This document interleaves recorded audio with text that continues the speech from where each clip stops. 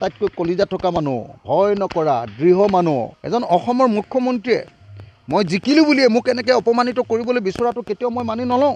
মই জিকাটো কি অপৰাধ নেকি? শিৱসাগৰৰ মানুহে মোক জিকালে। আপোনাৰ ২ নম্বৰী ৰাজনীতিৰ বিপৰীতে আপুনি তোলা হত্যাকাৰীজনক নিজিকাই মোক জিকাই দিলে। এইটো কি মোৰ দুখ নেকি? এতিয়া তাৰ কাৰণে আপোনাৰ পৰা মই সদায় এনেকৈ নিন্দা খাই থাকিব লাগিব নেকি?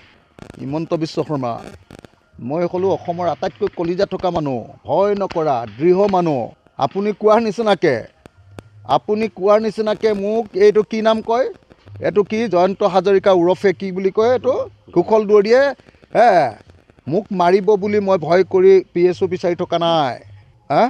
মই PSO বিচাৰি আছিলোঁ। মই কথাটো জনাই আছিলোঁ এইকাৰণে যে ইলেকশ্যনৰ সময়ত যিমান মানুহক আপোনালোকৰ বিজেপিয়ে আমাক পিটিলে, যিমান আক্ৰমণ কৰিলে, কৃষক মুক্তি ছাত্ৰ মুক্তিৰ নেতা, কৃষক মুক্তিৰ সৰ্বোচ্চ নেতা বিদ্যুৎ শইকীয়াক পিটিছে আপোনালোকে। সুদাই এৰিম নেকি?